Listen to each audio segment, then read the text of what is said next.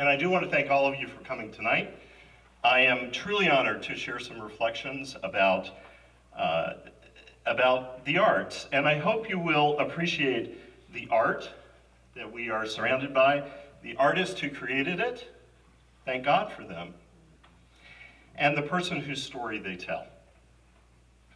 I'm calling this little talk, How We Look at Jesus, Reflections on Theological and Spiritual Imagination.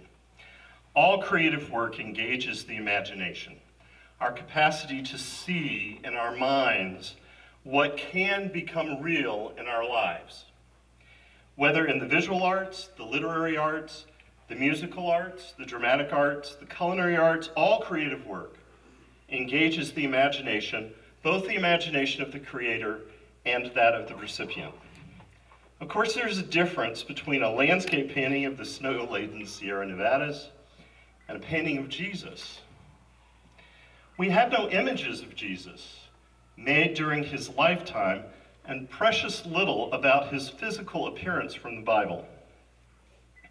Nothing that says how tall he was, the color of his hair, whether or not he actually had a beard, I prefer to think he did, the color of his eyes, the shape of his face, or a description of his build. Thus, every image of Jesus you see in this exhibition, or anywhere else, is the product of the artist's imagination. We rely on the stories about Jesus found in the Bible to interpret and understand him. I submit that when reading those stories, we must engage our theological and spiritual imagination to give them meaning. An interpretive lens that is ground only from either a literalist perspective of the word or an historical critical perspective is too limiting to bring the stories of Jesus to life. One of my favorite Old Testament professors, Walter Brueggemann, says that he feels sometimes the historical critical work that dominates a seminary like the one I attended has basically squeezed all the life out of the stories. And that part of the work of our theology is to put the life back in. The arts bring an interpretive lens that I think freshens our perspectives. And for me, they push both my mind and my heart in new directions. Using these works of art to spark your theological and spiritual imagination requires you be open to the story the artist is trying to tell. When I am helping a member of my congregation engage with the Bible, I often ask them to imagine who they are in the story. This works really well with the parables, and it works well with most of the narratives. You don't have to be a character who is mentioned to imagine yourself in the story. In the parable of the prodigal son, I am a field hand, rolling my eyes at the drama in this family. When Jesus is in the home of Mary and Martha's in the kitchen chopping the cabbage for the coleslaw, and Mary is on the patio visiting with Jesus, sometimes I'm Lazarus tending the grill in the backyard, and sometimes I'm a hungry disciple wondering when dinner will be ready.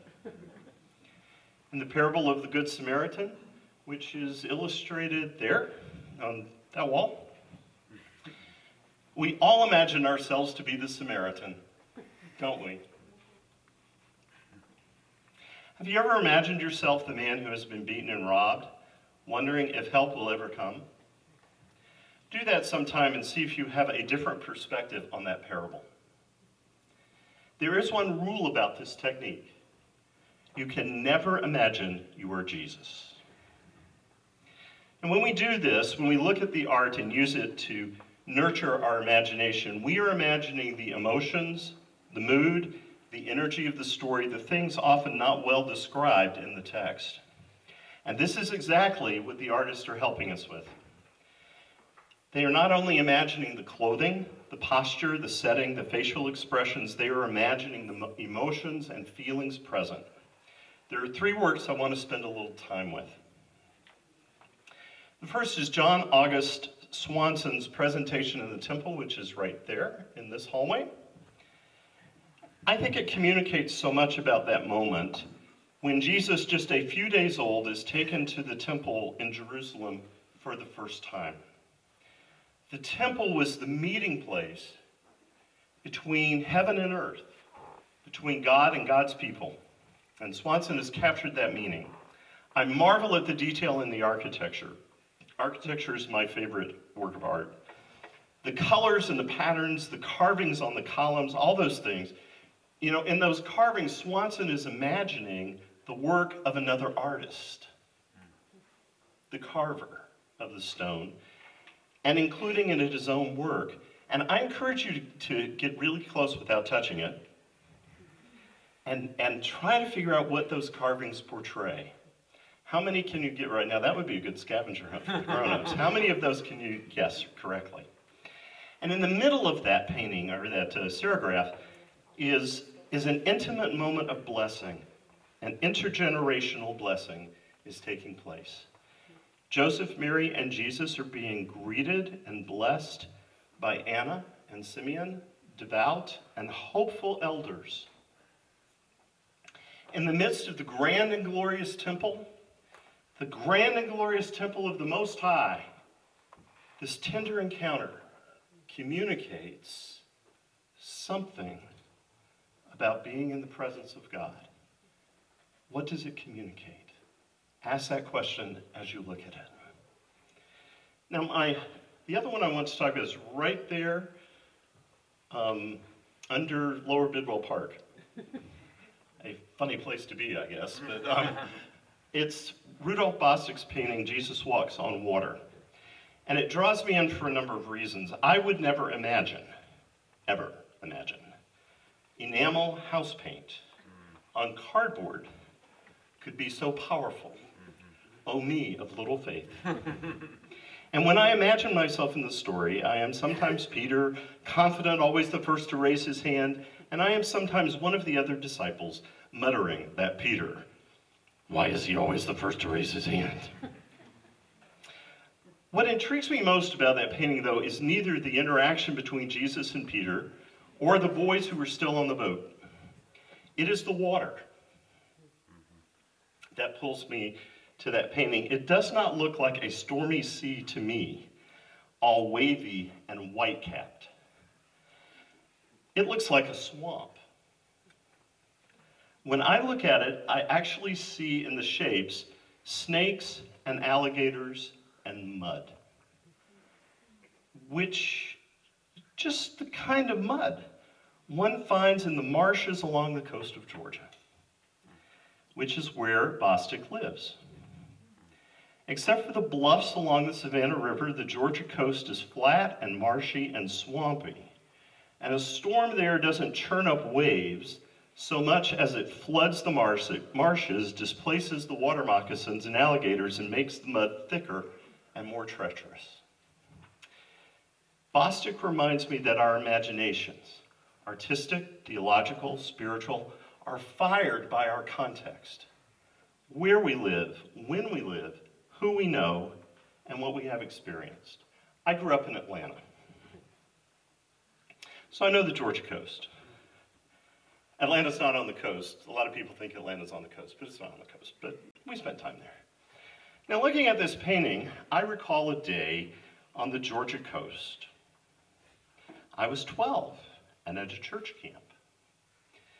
In one of those saltwater marshes, in a boat, when the tide went out very fast, as in, look, there goes all the water.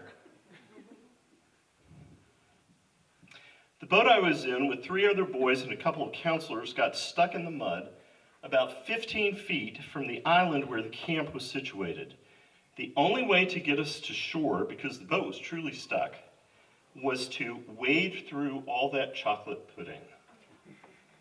That was the consistency and color of the mud. I was not the first kid out of the boat. The first kid out of the boat jumped over the side. He discovered the mud had no bottom. He sank in over his head.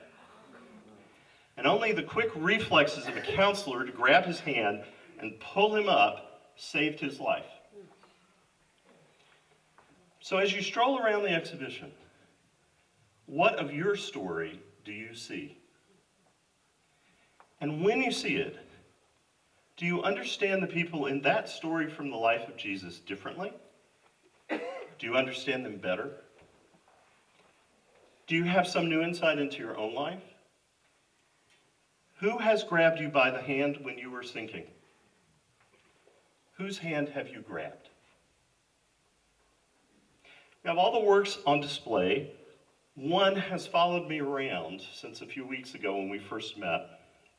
And I first saw it on a slide, I think a couple of days before they actually arrived. And that's the one right in front of me here. I didn't know it would be in front of me here, but there it is. Laura James, The Marriage at Cana. As a pastor, I go to a good many weddings. I am the one standing with the couple, solemnizing the marriage. That's the phrase the marriage law is used to describe what we ministers are doing. We are not presiding at a ceremony. We're solemnizing the marriage. We're making sure serious words of promise are exchanged before everyone goes to the party. When we arrive at Cana, the marriage ceremony is over, the solemnity is concluded, and the feasting is underway, and the painting is exuberant. This is a painting of a party.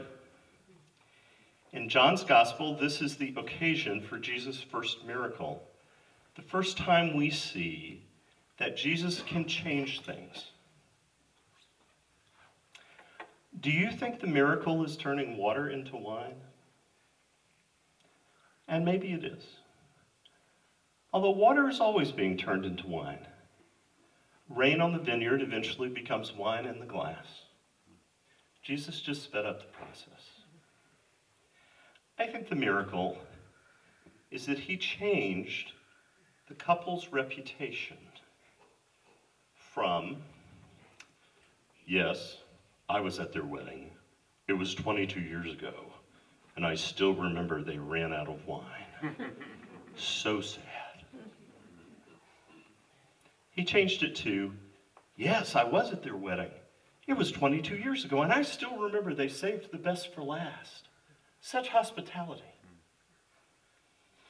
The gospel text says the mother of Jesus, and his disciples were all invited to the wedding. One of the twists in the story, though, is that Mary seems unusually concerned about the wine supply, and she seems to have some authority with the servants. She tells them, do whatever he tells you. So while the story suggests Jesus is just another guest, Laura James' painting suggests he has some role at the wedding feast. He is standing or sitting at a table, the only table in the room, and it appears to be a place of honor. In the painting, it's right in the top center. Now, back in seminary, we used to talk about this story and wonder why Jesus was invited to the wedding. I always figured he and his mother were distant relatives or old family friends of the bride or groom. But the authority Mary took with the servants and the responsibility Jesus assumed for fixing the problem of the empty wine jars, and that the servants did what he told them to do, has vexed me. Cater waiters usually don't turn to the guests for instructions about replenishing the wine cellars, if you know what I mean. But Laura James has imagined Jesus has a role at the wedding feast. Although he initially dismisses the situation, it's really not my problem, Mother, he eventually decides it is his responsibility. Why would he do that? To show off his power to turn water into wine? He doesn't really call attention to it, does he? After he has done it, he does not stand up and say, look, folks, over here, look what I did. He does not do that. Her imaginative work made me imagine that Jesus is not a distant relative, but a close one. Joseph is not there, just Mary. Because Joseph disappears from the story after they visit the temple for Passover when Jesus is 12 and he hung back and he worried his parents just like teenagers do. We think Joseph might have died when Jesus was in his early teens. Other parts of the Gospels tell us Jesus had siblings. So what if? What if? I just have to wonder. And Laura James has helped me imagine, not that I can know or prove it, but I can imagine Jesus is the brother of the bride. That's why they were all there, to see his little sister get married. When the wine started running out, he imagined how people would talk about it for years, and he just couldn't allow his sister to be hurt that way. So like a good brother, he did what he could, which as it turns out is really impressive. And now the story is not about how Jesus has power over nature. Now it is a story about how Jesus loves people enough to protect them from being hurt. I kind of like imagining Jesus as a family man, a man who has cherished his relationships with his mother and his siblings. So Laura James drove me back to the story, giving me a new lens for the story. Her imagination sparked my imagination, and I went to the book and I read the story, imagining Jesus as a man who would have protected his sister if she needed protecting, even if it was only from gossip. Now, of course, that's not in the text. And at some point, we can't go too far beyond the text. But I do like where her imagination took me. Without a doubt, we know from the text, and we know from our experience, Jesus assembled a remarkable family of choice. Men and women who adored him, followed him, trusted him, betrayed and abandoned him, and then one morning in a garden, believed him. You will see those people in these images. I encourage you to imagine yourself among them.